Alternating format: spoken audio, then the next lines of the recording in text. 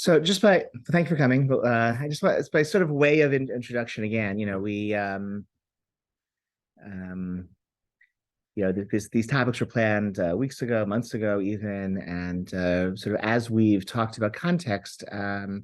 Last week we talked about Jewish identity, which certainly is sort of relevant to what we're going through now. I think that this Shiur raises questions of what it means to trust the government, which is sort of something that I think is also something we're feeling this week. I've been hearing from friends in Israel who are just, the part of their shock and outrage is that there were hours or days where there was sort of no effective Israeli sovereignty in parts of the South. There was, the New York Times did a very effective reconstruction of the timeline. There were people who were hiding for 20 hours before the army showed up. I mean, just like the kind of, and then all of this massive effort of, real citizen activism, kind of grassroots organizing to get supplies for evacuated, survivors of the massacres, and sort of supplies for the soldiers, things that are like basic functions of the state being taken out. So it's beautiful that people are volunteering, but it's a real sign of real collapse of effectiveness of the state. And so I think it's also relevant sort of what it means, as we're reading through this tshuva, I think about what it means to trust government, to trust big institutions, and what it means, sort of the absence of that kind of trust. I think I think we're sort of only beginning to see in the Israeli context what that means. I think, in some ways, even living, and to a lesser degree, even living with that in America for some time, you can see the final anyway. So let's start, and we'll see when we'll get there. So the first source I have on the sheet is this is one of the basic primary sources. The Mishnah in Masechet Avodah Zarah lists things that pertain to idolaters that we are forbidden. These are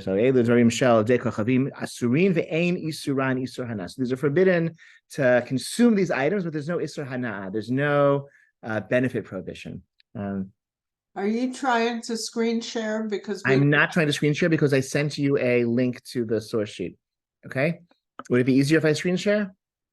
If you prefer, I can, but you just click on the link in the source sheet. I think that should work. This way we can see each other's faces in it. Okay. Those of you who've shared your face. So the Mishnah says these are prohibited to consume. There's no benefit prohibition. They are chalav shechavo oved kochavim ve'ein yisharei. So milk that was milked by an idolater, and no Jew saw the milking.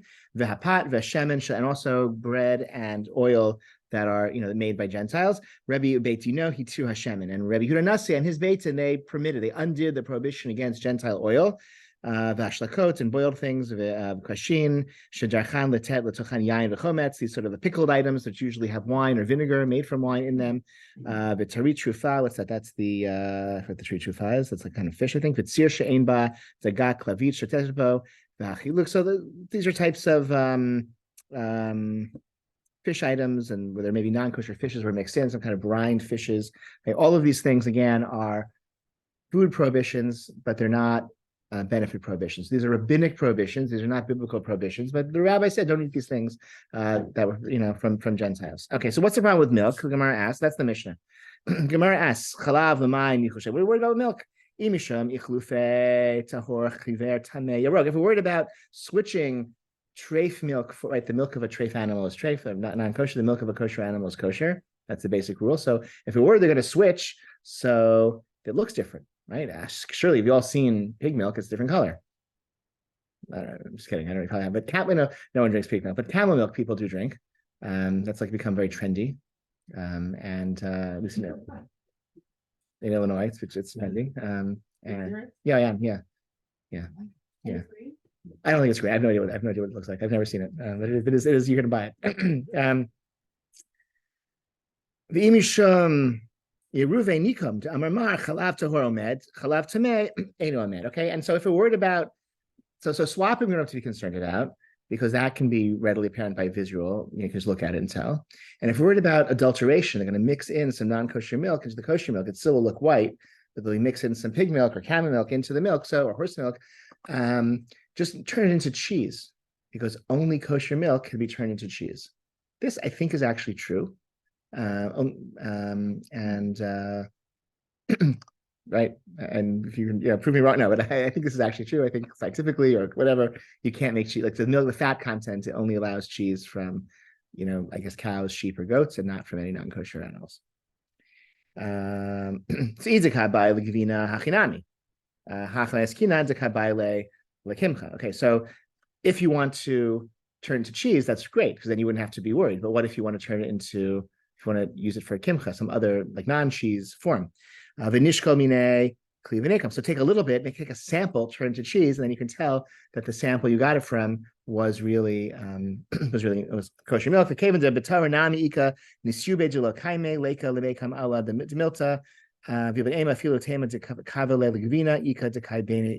there might be little like drops and residue, and you might not be sure. Like, how can you tell that all of it turns to cheese? There might be little residue drops that you would notice, and maybe even kosher cheese, there might be some residue of milk that doesn't curdle and become hard, and so you can't actually. The cheese test is not a valid way of determining if the milk is from a kosher species, and so therefore a Jew has to watch the milking process. That's the basic rule in the Gemara. Milk has to come from kosher. Milk has to be, a Jew has to be observe the milking process. This is the standard, right? This is what's called Chalav Yisrael. A Jew is there. I actually know somebody who grew up in Rochester. I think he was sometimes like he was the Yisrael, in the Yisrael. I think he just like stood, he just like sat outside. He didn't do much, but he kind of sat there, whatever.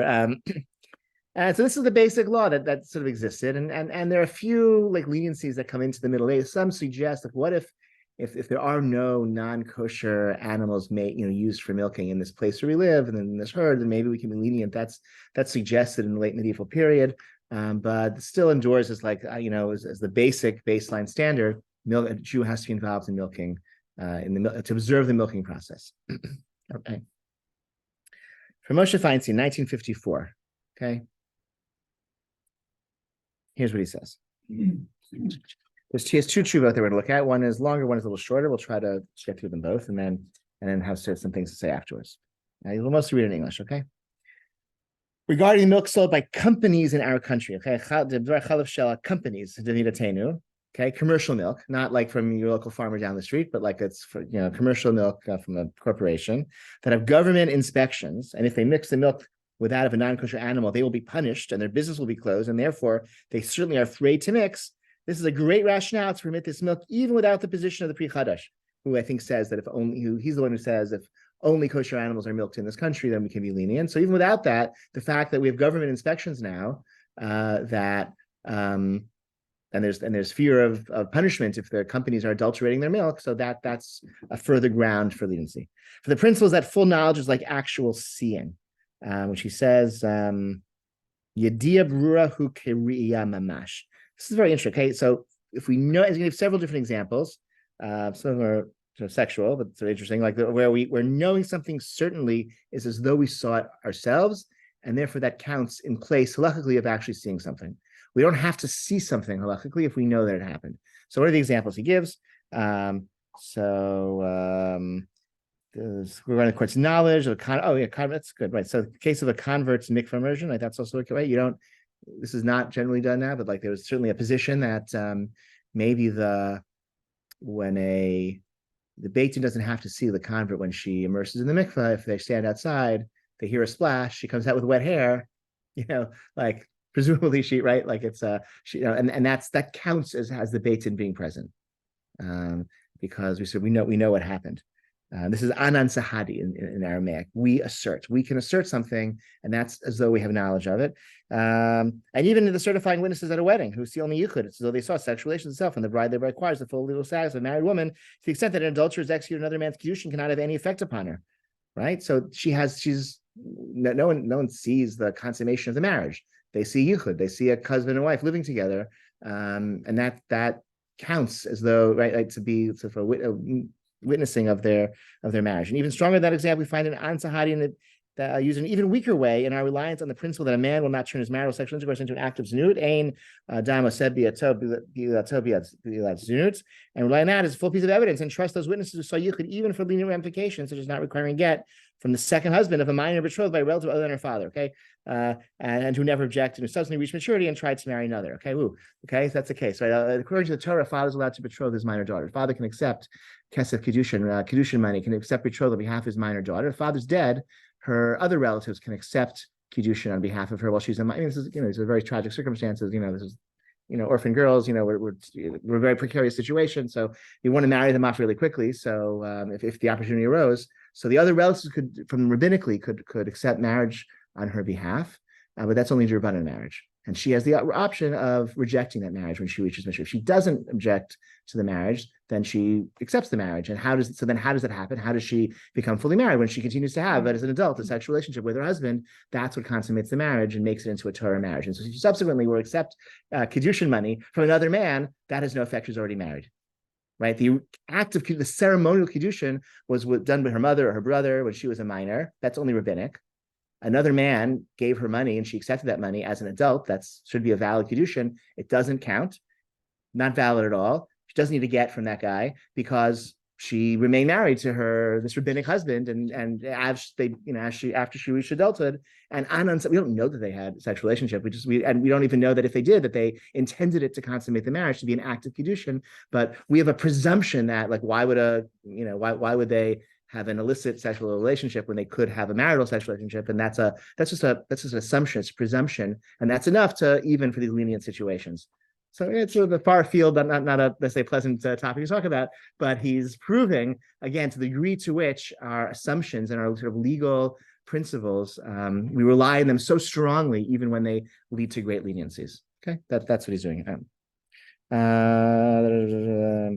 Yeah, sure. It's not really pertinent to this. Well, it is in it. So we have government inspections in this country to determine that companies are abiding by kashrut. No. No, it would be that the milk is from the cow. Yeah. not Oh, from the okay. pig. Anyways, and if they mix the milk with that of a non-kosher animal, they'll be punished. Well, but This- that would be like if they said it's cow milk and they mixed it with pig milk. So they it's would be it punished. simply is that level. It's just It's okay. ingredient. It's like lying about your ingredients. It's Yeah. not like about right. Yeah, exactly, precisely, exactly. It's not that the government is saying it's kosher. It's saying the government is saying you're selling this as cow's milk and you can't mix any other type of milk into it. And what he's saying is, therefore, that's as though it's Chalaf Yisrael. That's what he's saying, right? Because we know with certainty that they would never mix the milk. It's as though there is a Jew watching it be done. Knowing equals seeing. Knowing equals seeing. So the Mishnah says a Jew has to watch the milk, and he's saying, well, we know they would never do it because they'd be punished because it's illegal. And they wouldn't do something illegal, and so that's as though we're seeing it. That's what he's saying. It's like it is Chalaf Yisrael. It's not saying we don't need Chalaf Yisrael. He's saying it counts as Chalaf Yisrael in America because the government regulations create this presumption. So it's kind of neat. You didn't have commercial milk in Europe. Well, the Pure Food and Drug Act was passed in 1906. Before that, we had the jungle. Remember Upton Sinclair, the jungle. So who knows? So yeah, Europe, huh? yeah. So I don't know. So I don't know when in each country it happened. He's writing 1954. 1954, like think it's Eisenhower, and it's like it's everything was great. Everyone. This is what it wasn't, but like this is when people thought it. You know what I mean? Like this is like the people who want to make America great again. They want to make it great. Like this is the year they want to. This is what it was great. Okay, what was great about it? You could drink milk and no one you knew what it was. It was like you didn't have to worry about anything in your milk. Okay, that was great. Okay. Even the assumption. Okay. Okay.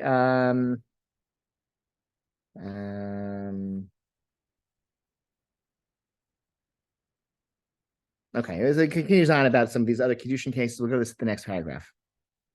Oh, so yeah, also abstract knowledge, also also for capital cases as well. Case of adultery, right? You can punish an adultery. You don't actually have to see, the in the Gemara's language is mechol b'shifaferet, which is a mechol is like the eyeliner applicator, and the shifaferet is the tube that it goes into. You don't have to see the mechol b'shifaferet in order to punish an adulterer. You see the circumstances, the context, and that's enough.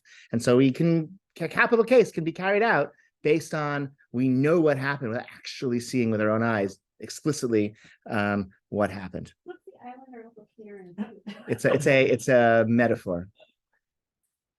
It's a euphemism, not a metaphor. Sorry.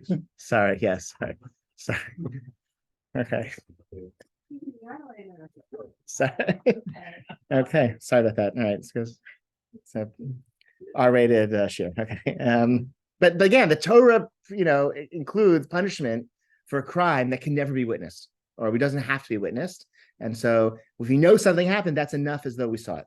Therefore, regarding milk, which is only prohibited if a Gentile milked and there was no Jew watching, it can be permitted also if a Jew knows fully that the milk is pure, for knowing is like seeing. We know it's pure. We know there's only cow's milk in there. And that's as though we saw it, as though the Jew was there. And such is the case. If the milk company were to adulterate the milk, they'd be punished and be required to close the factory, which would be a loss of many thousands of dollars. And the government supervision is certainly a clear knowledge, which is like seeing directly that there is nothing prohibited in the milk. And this is according to all halakhic opinions. There's no reason to disagree. And one who wishes to be lenient has a great reason to do so, just as most observant Jews are currently lenient about this. That's actually important. Even rabbis, heaven forbid that you just they're doing something improper. That's sort of interesting. So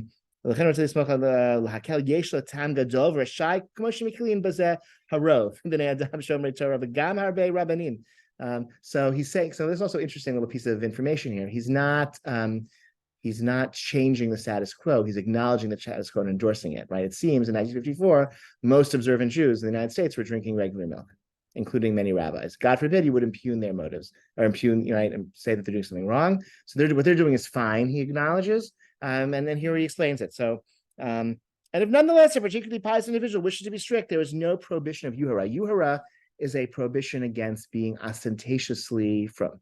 Okay, you're not allowed to do something that, you know, is sort of like, like showing off your mitzvah observance. What's an example of yuhara? So maybe I don't know, like the Torah goes around the shul and you kiss it directly with your mouth. That's like, I love the Torah so much. I heard somebody say that once. I don't know, like it's like, really? You love the Torah that much? You just can't hold back, like just, maybe, some would suggest maybe if you wear your tzitzit out in a place where that's not done, someone might suggest that sort of like a very, it's probably contextual, right? Of like what is, ostentatious mitzvah observance. So like, I'm not going to drink the milk. So, not yuhara if you want to do so. And he says, I'm personally strict as well. One who wishes to be lenient is doing something licit, and he should not be considered as one who takes prohibitions lightly. So it's totally fine to be lenient, even though he himself was strict. He was not strict, I should add, about cheese, because we saw in the Gemara that there is no concern whatsoever about the separate issue that cheese has to be made by a Jew. That's like a separate rabbinic prohibition, but there's no need for Chalav Yisrael milk in the milk that you use to make cheese, according to Rav Wolkenfeld. That seems clear from the Gemara, because you can't use non-kosher. So separate reason, that's like maybe a shiur for later. It is literally a shiur that we'll talk about later. The Gemara says, cheese has to be made by a Jew, but you don't have to use Chalav Yisrael milk to make, even the one who is strict about Chalav Yisrael does not have to use Chalav Yisrael milk to make his cheese. Despite that, you can find a lot of cheese that is Chalav Yisrael, so go figure. But yes. Yeah. Really. So what is challah? Like this, does this count as Chalav Yisrael or not? He's sort of saying this, it sort of is, right? What is sold as Chalav Yisrael is milk that does have a Jew like sitting there at the factory or at the farm, and he's like watching the cows go in, and he's like that. There's a Jew there, But reading. it doesn't have to be legal as such. No, sorry. Let me like what is sold today. If you go to the kosher supermarket and buy Chalav Yisrael milk, that is the old and gold standard that he endorses as being a pious practice. And there was a Jew there, in the farm, reading a newspaper or whatever, watching the cows go in and out, and that's what your money is going for, like to pay for that guy. But regular non-Chalav Yisrael milk that the OU would have an OU on it, or a kafke, or most of the mainstream hechsherim would endorse. There is no Jew there watching, and they're relying on this position. And I don't think you even need to have an OU. Like I think you can buy any milk in the country, and not worry about, not look for hechsher if it's in the United States and similar countries with similar regimes of regulation. But not cheese. Not cheese. So he saw, that's what he saw, like that that Anan Sahadi is sort of, that's in the Talmud. And we have a couple of examples here all about Kiddushin and marriage. And, it seems that it's interesting. A lot of them are sexual, which makes sense because that would be a context where you don't really see, but you sort of have a lot of legal ramifications. So there's like 3 examples that he gives. So that those are all Talmudic. And so he's sort of saying that applies as well to, that's the Kiddush, right? So he's saying that these cases. You can't really see, but you rely on it. It can also apply to the cases where you can see. Correct. Exactly. That's the Kiddush. And to say, right, in other words, the precedent is these are things that can't be seen or typically not seen, and yet the halachic system seems to operate as though we know what happened and we can rely on that even for capital cases. And his Kiddush, his innovation is to say this is something that we could see. We could send somebody out to the farm, but we don't need to because we know anyway. And the reason why we know is not because no one would ever think of milking a camel. The reason why we know is because, well, the United States, the government, regulates the sale of milk. And I would imagine that if the practice had been that people had cows and camels on their farms throughout the United States, it might turn out to be different, but it's sort of. If camel milk, yeah. So that's so I have a few years ago, Rabbi Yonah Reese of the CRC came to our shul, and he the Chicago Medical Council, and he came to our shul and he gave a shiur on this topic, and he shared that there's some interesting changes that have been, because camel milk in the last 10 or 15 years has become more popular, and I think they're allowed to call it milk, which was like a whole thing in which is government, right? You can sell it and call it milk, and et cetera, et cetera. And so he sort of, there's been in the last 10 years, there's been some interesting halakhic scholarship about kind of reinforcing this standard, despite the increased prevalence of camel milk. But you still can't sell camel milk as cow's milk, right? I think, and I believe camel milk has to be, if I remember, I can send you the shiur if you want. I believe camel milk has to be labeled as camel milk. I don't think you can call it milk. I think if it's called milk, it has to be from a cow. So just on a practical level, so he practiced Chalav Yisrael, but he was fine having regular milk and cheese. His certified kosher cheese that he ate didn't necessarily have to be made from Chalav Yisrael milk. Yeah. And if you today you can find, it'll say much of the kosher cheese is made from Chalav Yisrael milk, but not all of it. You can see. Yeah, you can see on the label. There's another issue with the milk. It's just sort of a separate, there's another. It's another issue which I'll just sort of raise. In the 1970s, you have the. Not think I was going to talk about this, but I'll try to keep it in 3 minutes. 1970s. I think it also has to relate. Here's the background. I think, right, the Soviet Union had this famine, grain failure, crop failure. Sometime in the 70s, Nixon he privatized our grain reserve, sold it to the Soviets during this famine, and changed the system of farm. From the New Deal, the government had price supports, and we bought surplus grain and kept them in storage. After Nixon kind of quasi-privatized that system, and instead of buying surplus grain, I think the government just guaranteed a price for grain. And so the difference is that incentivized farmers to plant as much as they possibly could because they were guaranteed a basic price no matter how much they produced. This is why corn syrup is in everything. In most of the world, sugar is cheaper than corn syrup, not in the United States because of this. And this also led to animals moving indoors and cows eating corn instead of grass. And this causes environmental problems. This causes health problems for the cows. There's a condition where their abomasum can be distended from this unhealthy diet. One of the ways in which that is treated is by puncturing the outlets, one of their stomachs, to relieve some of the pressure. It's punctured with a tube, the gas comes out. This seems to render them a treifa, like a punctured abomasum is a literal definition of a treifa. So there are all these treif cows in the American dairy herd, through this treat because they're eating this really unhealthy diet. And I think the Chalav Yisrael milks will be a little stricter about that. The others are not. So it could be that it's totally separate from this issue. There's another issue of treif cows, not treif meaning from camel milk, but treif meaning cows that aren't so healthy because of the diet they're eating. So that's a whole other issue. So it could be that all milk in America most milk in America is treif anyway, but not because of this reason, because of if they should get pastured milk only or something and get healthier cows. Okay. Anyway, okay, so then he says, an individual restricted out this, and he wonders if he has become forbidden to him, and the amount of any pious practice repeated 3 times. This depends on if his intention was to be strict, even if the law were lenient, or if he were strict because of a mistaken belief that this was required. This is actually I get asked about this a lot in other contexts, right? If you do something like you adopt some extra pious practice and you do it consistently 3 times in a row, it's as though you took a neder and now you're obligated to do it forever. This is one of the reasons why we do Hatzarat Nedarim before Rosh Hashanah, Yom Kippur. I always stand for all of Nila or something like that. And I'm getting older. It's not so easy for me. I want to do Hatzarat Nedarim to sort of release myself from this implicit vow that I took on to adopt this pious practice. Somebody I always had Chalav Yisrael, and now I learned this tshuva. Maybe it's not necessary. Do I have to do Hatzarat Nedarim? So if you mistakenly thought it was required, then you don't have to do Hatzarat Nedarim. That was just a mistake.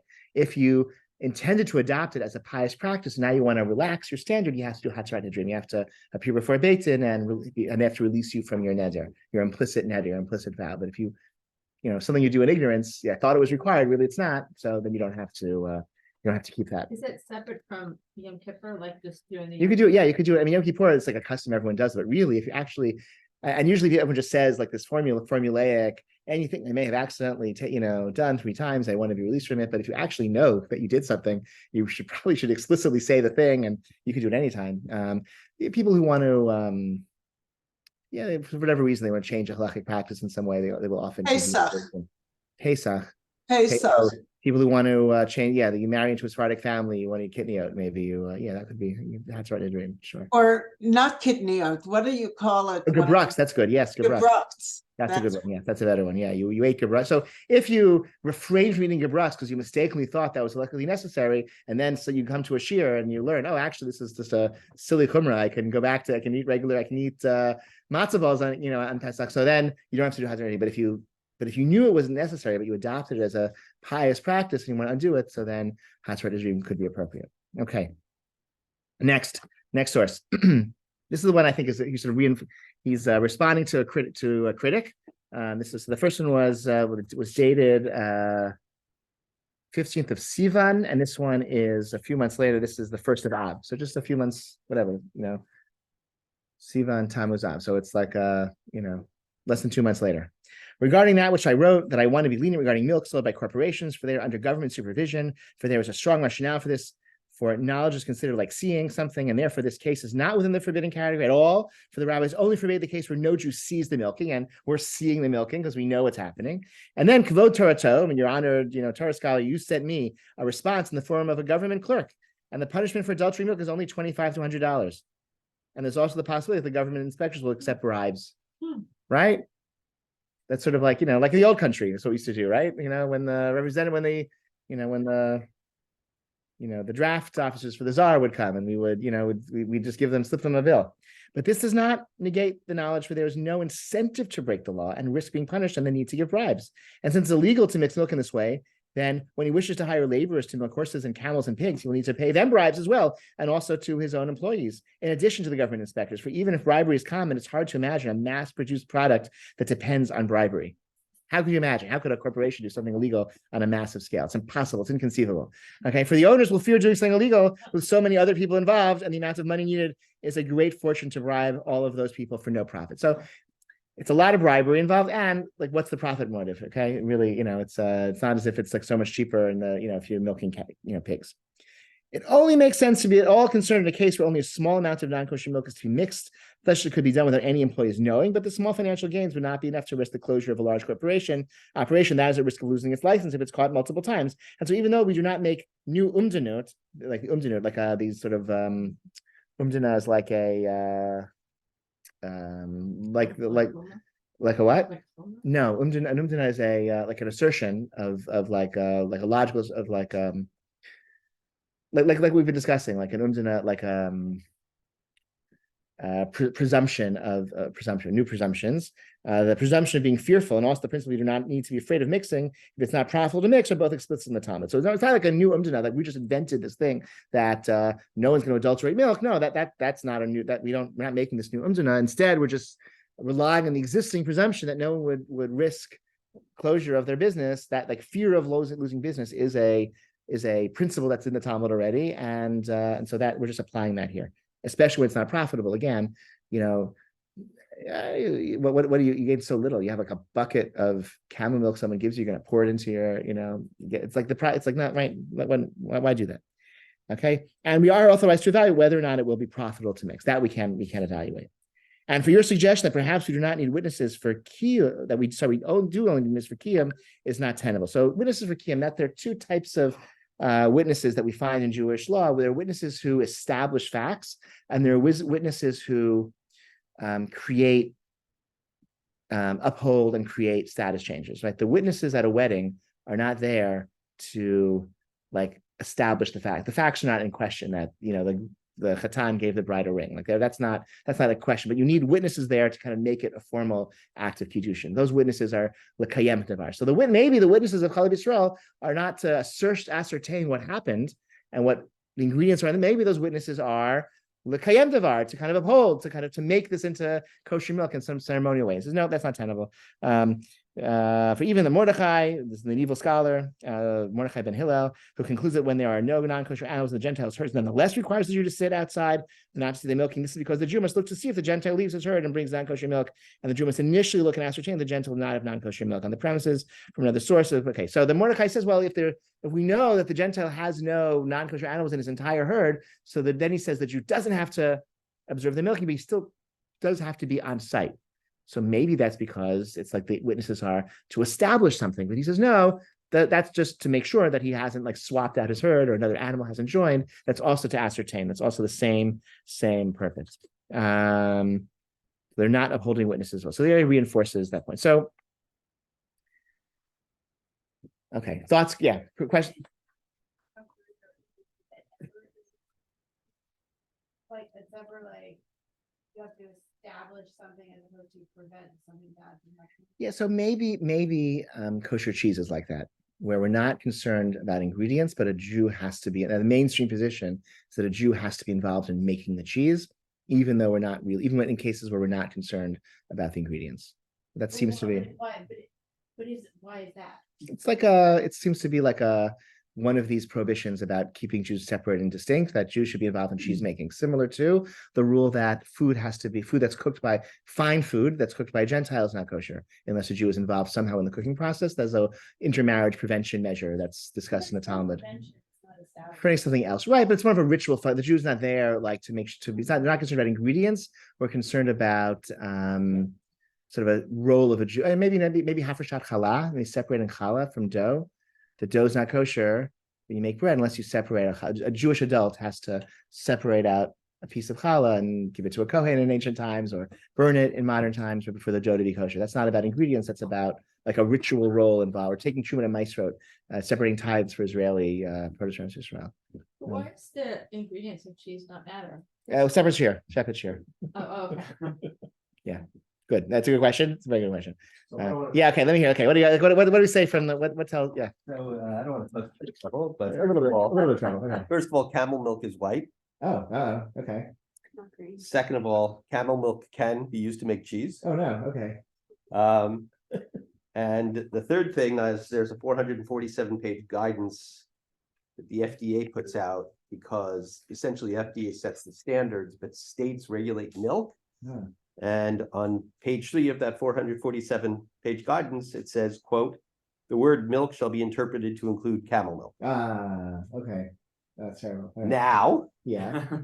that all said, Uh-huh. the OU has continued to stand by Yeah. Rav Moshe's, Yeah. Moshe Feinstein's tshuva, and I surmise, I think, maybe they said this, camel's milk is so expensive that You don't just stick it in. there isn't really, even if it's now legally permissible to combine camel's milk and cow's milk and call it milk, right? That's a change from 1954. There isn't really much of an incentive to do so. Interesting. There are only 3,000 milk producing camels in the United States, and Uh-huh. and camel's milk is, often marketed separately and as a high Yeah. and as a high sort of value product. And in fact, part of the problem with camel's milk is that there are people who make totally unapproved therapeutic claims that camel's milk combats autism and all sorts of other things. And so the FDA does actually enforce against those kinds of therapeutic claims that are made for camel's milk. Interesting. Fascinating. So All right. Mm. Fascinating. Thank you. Okay. Turn your attention now, please, to the next page. This is a letter of Moshe Feinstein. This is from 1984. So shortly before he died. I don't know if this is in English, so presumably he didn't write it. He said this to somebody who transcribed, I don't think he spoke English. I don't think he wrote in English, but whatever. He signed his name. On reaching the shores of the United States, Jews found a safe haven. The rights guaranteed by the United States Constitution and the Bill of Rights have allowed us the freedom to practice our religion without interference and to live in this republic in safety. A fundamental principle of Judaism is hakaras hatov, recognizing benefits afforded us and giving expression to our appreciation. Therefore, it is incumbent upon each Jewish citizen to participate in the democratic system which guards the freedoms we enjoy. The most fundamental responsibility incumbent on each individual is to register and to vote.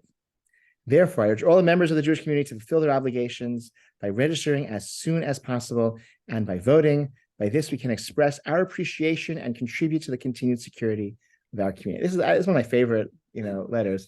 I think it's so striking because, first of all, just what I love about this, that it's not about, he's not calling on us to vote to protect our community's interests, which is what dominant, message that we see nowadays from the Jewish community, vote so that, we count, so that our community's interests are registered, so that the politicians pay attention to us and they'll protect our community and our values and our et cetera, et cetera. He's saying, no, the voting is actually, it's an act of hakaras hatov. We have to vote as an expression of gratitude, which I think implies, if it's not explicit, that we have to vote based on what we think is going to be in the best interest of the country.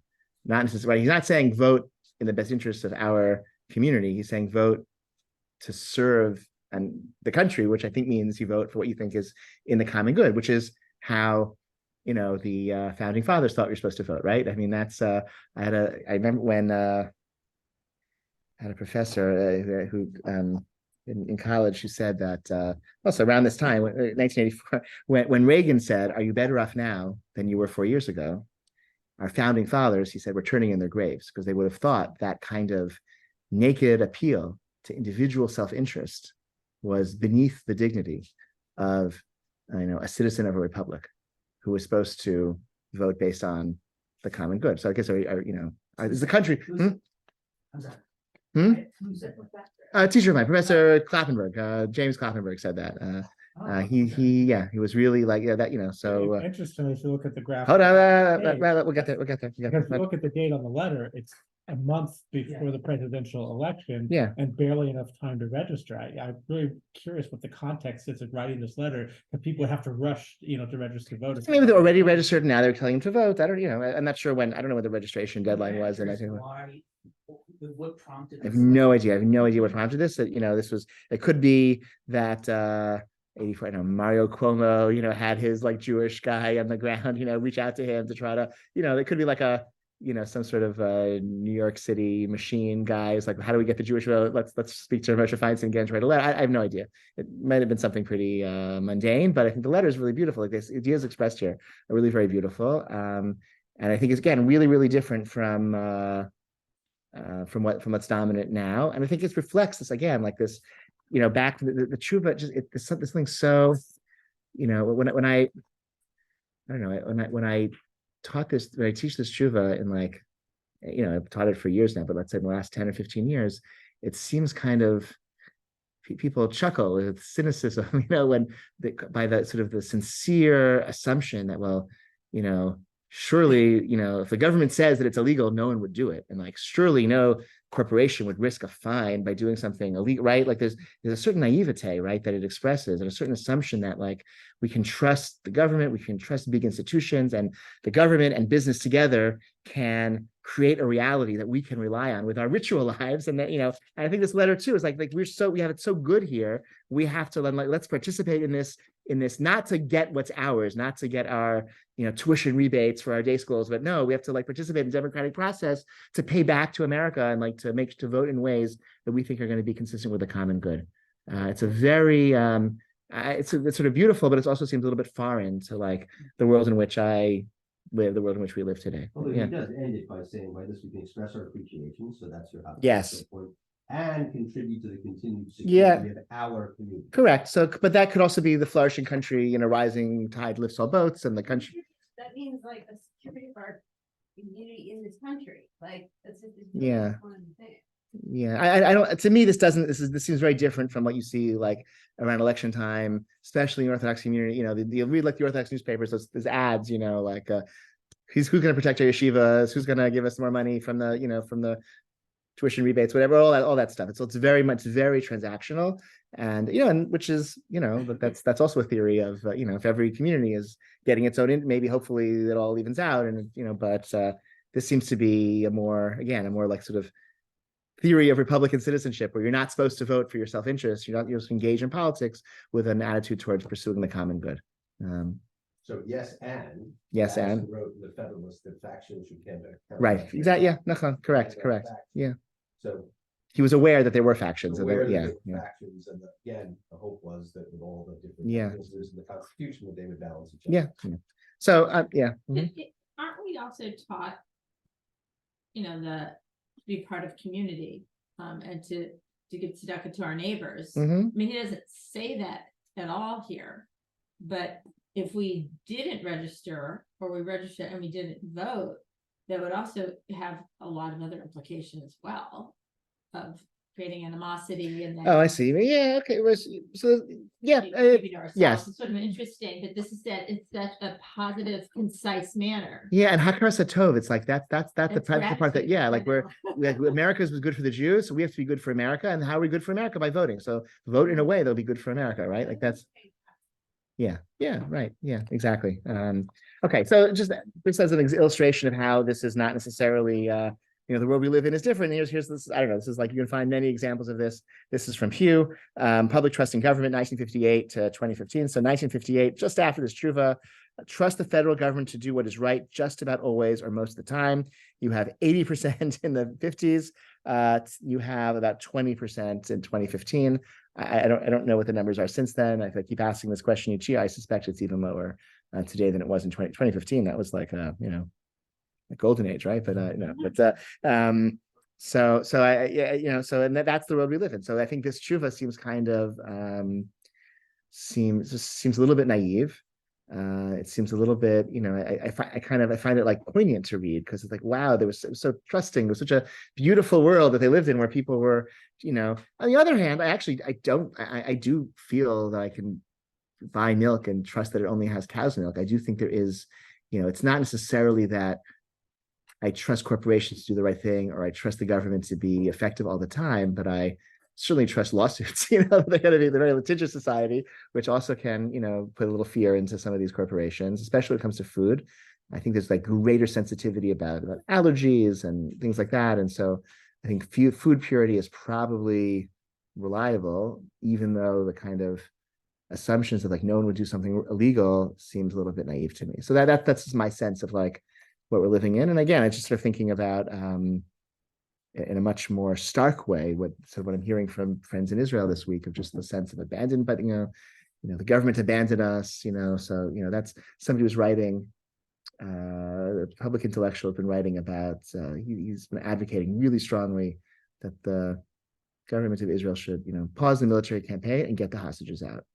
And he said like the government failed them, so like the least they could do is get them out, and whatever comes next, but get them out, because there's like a basic breakdown of like the social contract that they weren't protected. The government failed them in a very, very profound way.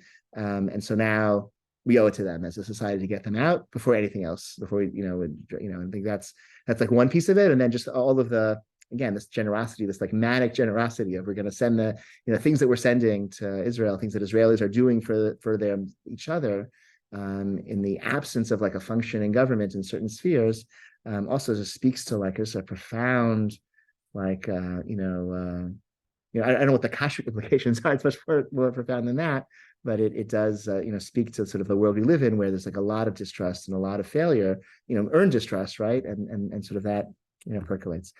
Any other reactions or questions or comments? I would say that the motivation, Yeah. the only thing, what would be a motivation? I think I don't put as much trust in the government. When I think about milk, I could envision a scenario where a company waters it down with water. So that doesn't have a bad implication from a kashrut standpoint. But I could absolutely see stuff like that happening, and it could happen over a period of time and it wouldn't be noticed. I can tell you that one of the products that is most comprehensively regulated in the United States is milk. Why? Why? Because of the sort of sensitivity that around it culturally, right? So in the jungle, you did hear about adulterated milk and about watered down milk. And, you know, milk is what we feed to our children. There's a lot of sort of purchase about it. So like I said, there's one 447-page FDA guidance on milk, and that's one of about 5 or 7 massive documents that set standards for milk that talk about, it's called hazard analysis and critical control points. I mean, there is, and both milk is unusual in that both the federal government and the states are deeply involved in the regulation of milk. Well, milk had a horrible history. I mean, Before pasteurization, before pasteurization. So the way they raised it, where they were milking in New York City, and these cows were unhealthy. It was dirty. It was watered down. It was like in the jungle. So what's the significance of a hechsher on challah stam? Good question. That's a great question. What's the significance of a hechsher? So if we're relying on FDA, certification, you can buy milk in any store without having to, right? So what is the hechsher certify? The hechsher so I don't think it's necessary in the United States. You could buy milk without a hechsher, I believe. What it's certifying is that there are no additives that come from a non-kosher source, like the vitamin D, for example, or other additives. So there's a story like my teacher, Rabbi Clapper. It is no, it's. I mean, it is. They are certifying that, but they're not actually going to there's no Jewish person at the factory. Maybe I imagine they'll send somebody there once, but there's nobody there consistently at the milking plant. I'll say, in Israel, there's an issue, the certification there, the Mahadran, and the difference in the Mahadran and the regular kosher certification of the milks is what they do with the milk that they milk on Shabbat. You have to milk a cow 7 days a week because the cow will suffer tremendously. And so the Mahadran, I believe the Mahadran section, that milk that they milk on Shabbat is discarded, and the regular Rabbanut, they take the milk because it's a malacha she'en shich l'gufa. You're not milking the cow because you want the milk. You're milking the cow to relieve the pain of the cow. Once you do it, you can keep the milk. That's the rationale. With the machine. It's also with the machine. It's also a machine. My cousin and the Moshav, I've seen this. It's the cat. There really is actually no person really milking. Like the cows do it themselves. The cows now are trained. They all gather when they need to be milked, and they go into this like rotating, this huge There's a guy who who isn't like a Somali, whatever, some farmer, who like clips the thing on the udders. And then the cow just sort of rides on this thing, and then when it's done, it kicks off the thing, and then it goes out the other end. It's like it's almost entirely, you don't really need people involved. So the cows are they're complicit in their own, they know when they need to be milked. So I think a human being has to there is a human being there. Yeah. But he's not milking, he's just attached. I don't know. He's so Rabbi Clapper, my teacher Rabbi Clapper, has a story that there was a period, this was in the 90s, there was the Graylick farm, that was like the Boston milk company. They put in a vitamin D, I think, or iron or some supplement that was derived from shark oil. In very minute amounts, but they put it in. And they lost their hechsher because of that. So Rabbi Clapper said, since they lost their hechsher, it was still kosher. Why is that? Because there's a principle in Halakah that anything that's less than 1/60th is nullified. There's another principle: you're not allowed to ein bittul isur lechatchila. You can't intentionally nullify. So if I have, a little bit of, I can't intentionally take a little piece of bacon and put it in my chicken soup, even though it's less than 1/60, even though it's not going to impart any taste whatsoever. There's still a prohibition against intentionally nullifying a prohibition. You can't put in less than 1/60th of a prohibited substance to intentionally nullify it. So what does that mean for a Gentile, milk production? They're putting in little drops of shark oil, tiny, minute amounts, definitely doesn't taste anything, definitely less than 60 times. So the fact that they were willing to lose their hechsher, he said, that proves that they were not doing it intentionally to nullify the Easter, because they were willing to lose their hechsher. So he said they lost their hechsher, therefore it's kosher. And so that's like his favorite. Like his favorite. He loves that. It's like okay. Thank you all for coming. We'll pause here for now. Thank you everyone online. Thank you. We'll pause here and stop recording. You. Okay.